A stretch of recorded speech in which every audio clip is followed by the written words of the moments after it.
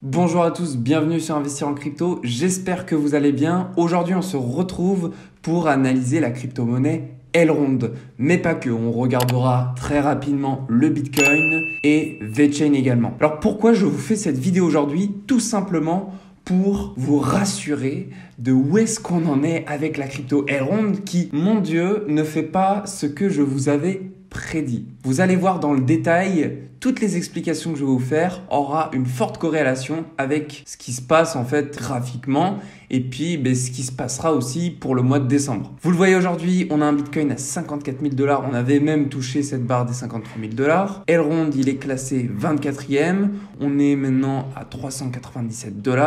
Capitalisation de 7,8 milliards. Et puis notre petit ami VeChain, 7 milliards 300 millions. Et lui, il est à 0,11 $. On va s'attarder maintenant sur le graphique d'Elrond. Et comme ça, je vais pouvoir vous expliquer concrètement ce qui est en train de se passer. Alors juste avant de commencer la vidéo, je me présente, je m'appelle Rémi. Je vous apprends à investir dans les crypto-monnaies dans le but de vous diversifier et que vous réalisiez des plus-values sur ce marché. Alors vous le voyez, sur Elrond, on a subi une correction. De la mèche la plus haute à la plus basse enregistrée aujourd'hui, on a eu un moins 30%.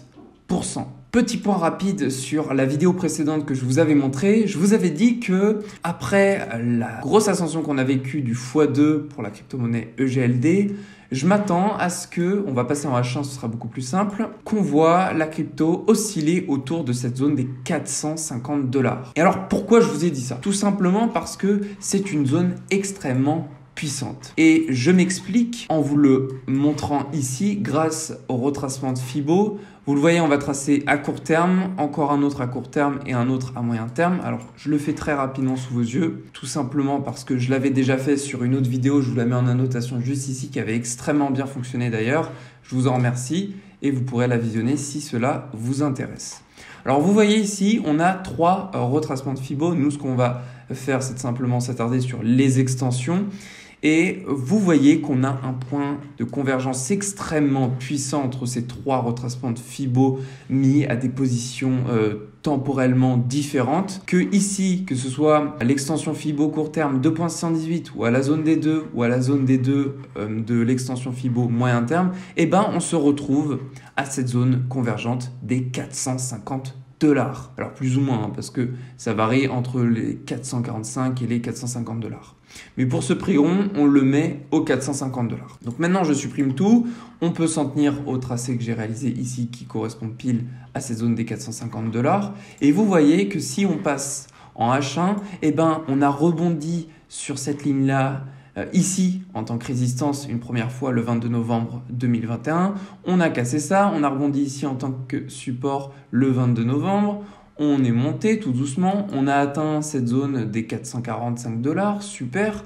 Ensuite, on est descendu, on a touché encore une fois cette zone des 450 $ en tant que support le 24 novembre. On est remonté, on est rebondi plus ou moins dessus en mangeant un petit peu. Et puis, on a cassé cette zone des 450 $ et on l'a utilisé en tant que résistance, mais alors vraiment pile poil, hein, vous le voyez juste ici. Ce que je vous disais dans la vidéo précédente, c'est que soit on pouvait utiliser cette zone en tant que support et continuer là-dessus, ou alors en tant que résistance en dessous et continuer en dessous.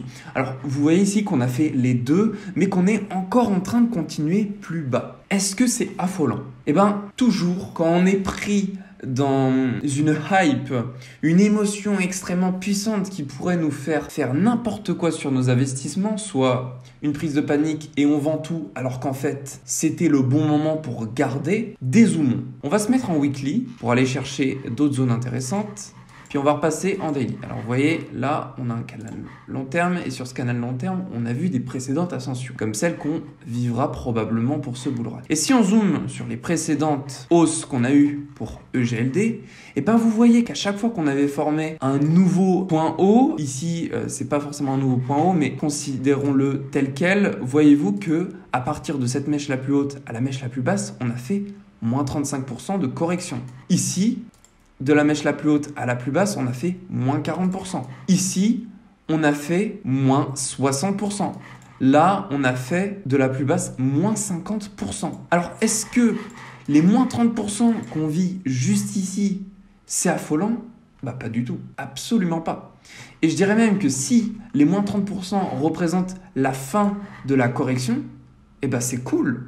Parce que du coup, si ça c'est la fin de la correction, eh ben ça veut dire qu'on va remonter, tout simplement. Et qu'on va probablement soit stagner autour de ces zones des 450 comme je vous l'ai dit, ou soit si le Bitcoin nous fait une ascension fulgurante, ce qui a de fortes chances vu la prédiction que je vous ai faite, vidéo précédente que vous pouvez retrouver sur la chaîne Investir en Crypto, eh ben que cette zone des 450, on vienne la visiter que quelques jours et puis qu'on la casse pour atteindre les autres targets comme la zone des 760. Et pourquoi tout ça c'est pas impossible qu'ici ça signe la fin de la correction? Et bien tout simplement parce que on va se mettre en daily et vous le voyez, on a un support extrêmement puissant au niveau du RSI et on va compter le nombre de fois où on a tapé ce support. Ici on l'a tapé une fois, deux fois, trois fois, quatre fois et on pourrait même aller compter ces points-là. Donc ça nous ferait 5, 6, 7 sur le support de ce RSI en daily. Et là, vous voyez qu'à partir du plus haut qu'on a atteint la zone des 86 au niveau du RSI en daily, on est reparti très rapidement à la baisse pour réintégrer la zone de progression haussière. Et le scénario que je verrais bien pour la crypto EGLD,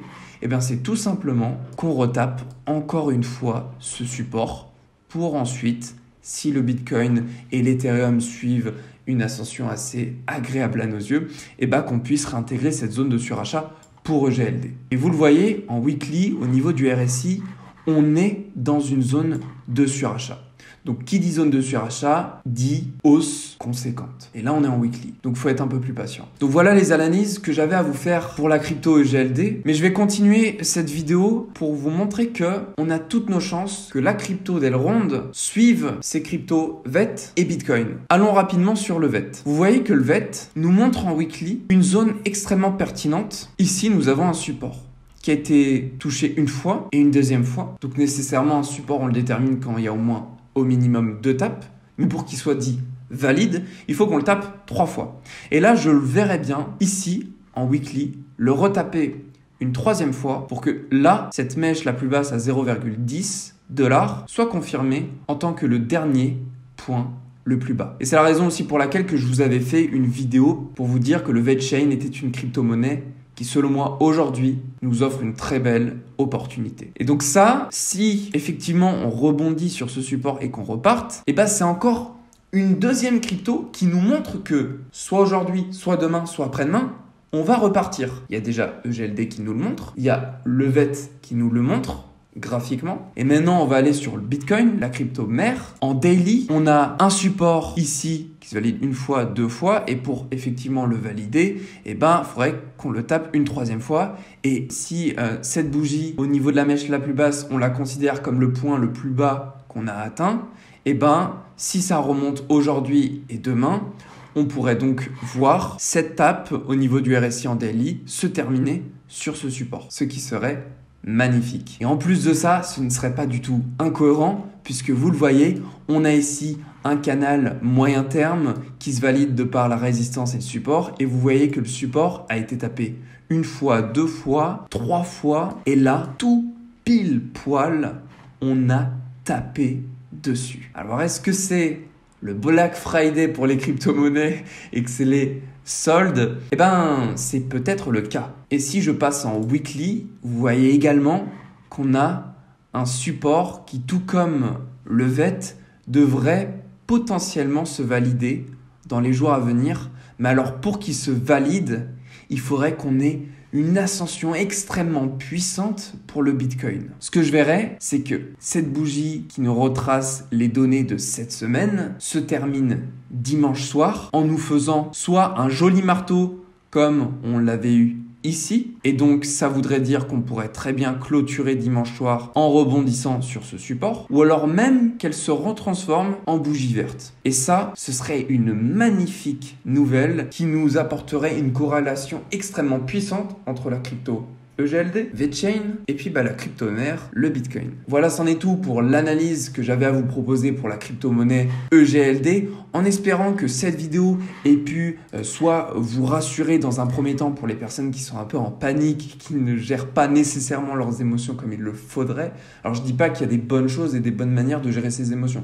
Je dis simplement qu'il faut faire très attention parce que vos émotions peuvent l'emporter sur vos stratégies et c'est le meilleur moment pour vous planter. J'espère que cette vidéo aura pu vous servir. Je vous souhaite à tous une très belle journée et prenez soin de vous.